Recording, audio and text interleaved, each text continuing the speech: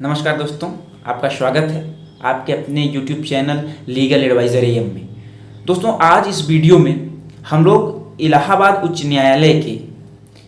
आज शुक्रवार के दिन यानी कि 13 अक्टूबर 2022 को दो महत्वपूर्ण निर्देश दिए गए हैं। उस दोनों महत्वपूर्ण निर्देशों के संदर्भ में जो जानकारी है वो साझा करेंगे। लेकिन इससे पहले, क्योंकि दोनों जानकारियाँ बहुत इंपॉर्टेंट होने वाली हैं और जो अंत में मैं आपको जानकारी दूंगा वो पुष्पेंद्र यादव एनकाउंटर से संबंधित मामले की जानकारी होगी। तो इसलिए पूरा वीडियो लास्ट तक जरूर देखिए, स्किप मत करिए, क्योंकि पूरा वीडियो इंपॉर्टेंट है। बहुत छोटा वीडियो होगा, अधिकतम 5 मिनट का, लेकिन इंपॉर्टेंट होगा, पूरी जानकारी होगी इसके अंदर। और दूसरा, अगर आप चैनल पर नए हैं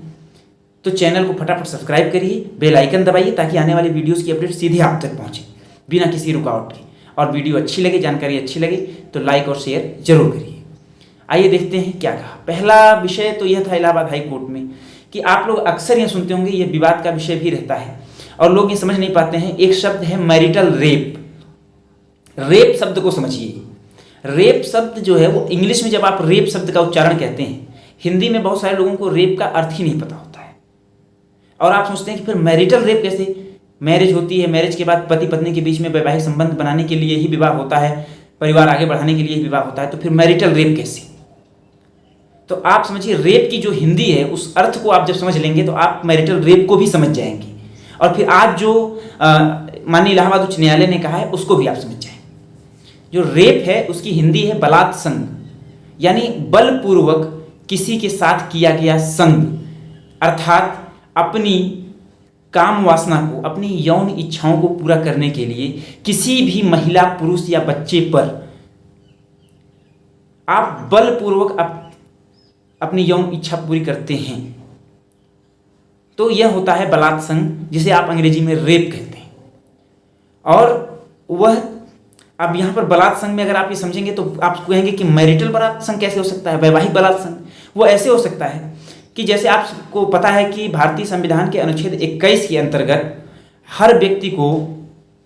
प्राण और देह स्वतंत्रता है, उसमें गरिमामय जीवन जीने की स्वतंत्रता है। आपने एक मूवी देखी होगी, उसका नाम है पिंक। पिंक में जो इसी रेप शब्द पर ही डिस्कशन हुआ है और वहाँ पर ये प्रश्न किया गया कि कब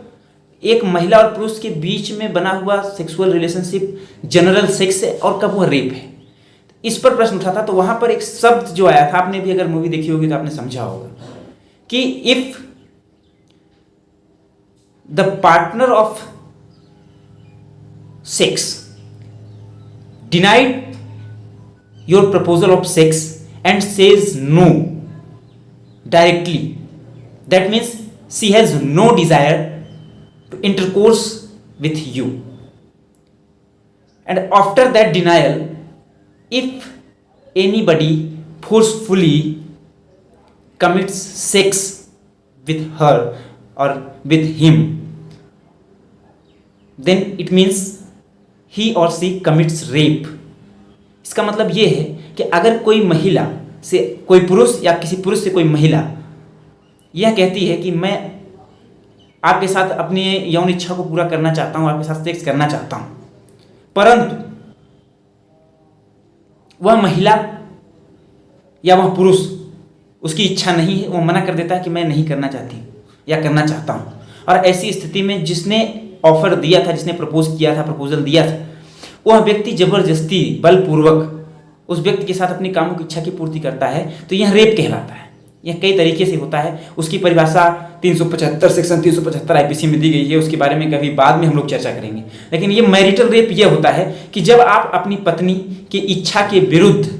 उसके साथ अपनी सेक्सुअल डिजायर की पूर्ति करते हैं, सेक्सुअल इंटरकोर्स करते हैं, तो यह मैरिटल रेप की श्रेणी में आता है। और आज जो इलाहाबाद उच्च न्यायालय ने कहा है, उन्होंने यह कहा है कि अगर कोई पुरुष किसी नाबालिग महिला के साथ, किसी नाबालिग बच्ची के साथ विवाह करता है और वह भले ही वह विवाह उस बच्ची की इच्छा के अनुसार हुआ हो और विवाह के उपरांत वह व्यक्ति उससे सेक्सुअल इंटरकोर्स स्थापित करता है, सेक्सुअल रिलेशनशिप स्थापित करता है, चाहे वह इसकी इच्छा से या उसकी इच्छा के विरुद्ध, इस आधार पर कि वह उसका पति है, वह व्यक्ति मैरिटल रेप के लिए लायबल होगा। क्योंकि कोर्ट का यह मानना है कि जो टीन एजर्स हैं, उन्हें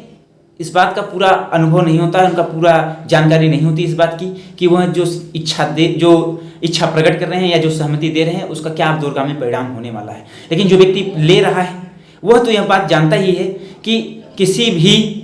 चाइल्ड के साथ अगर आप सेक्स करते हैं तो उसका परिणाम दूरगामी होगा और उसे उसके इंटरनल ऑर्गन्स के साथ साथ उसके मानसिक और शारीरिक स्वास्थ्य पर प्रभाव पड़ सकता है। इसलिए अगर आपकी पत्नी नाबालिग है, माइनर है, और अपनी नाबालिग पत्नी के साथ आप अगर उसकी सहमति से भी वैवाहिक संबंध स्थापित करते हैं तो भी वह वैवाहिक रेप की श्रेणी में आएगा, मैरिटल रेप की श्रेणी में आएगा।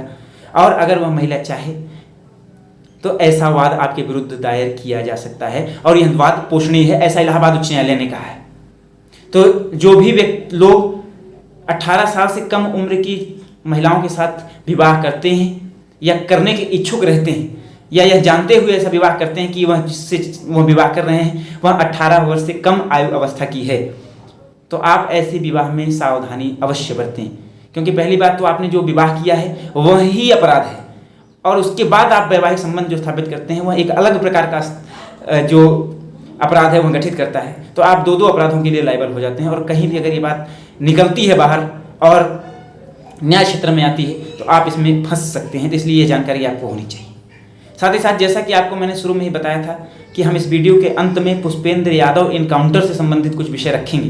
तो वो यह है कि एक वीडियो मैंने पहले ही बनाया था पुष्पेंद्र यादव एनकाउंटर का, उसका वीडियो का लिंक मैं आपको डिस्क्रिप्शन में दूंगा, तो वहाँ पर आप जाकर के देखेंगे कि जो आज का जो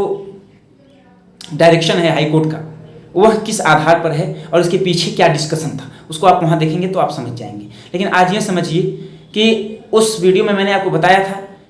कि उस आदेश को देने के बाद 1 महीने के भीतर एसएसपी झांसी को यह कहा गया था कि आप कोर्ट को बताएंगे कि आपने इस आदेश के अनुक्रम में क्या कार्रवाई की है।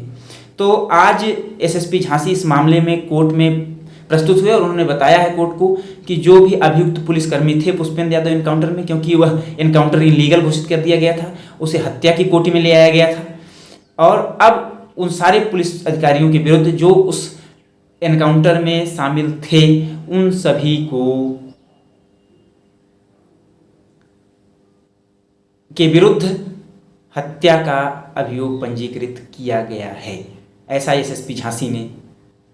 कोर्ट को बताया है। तो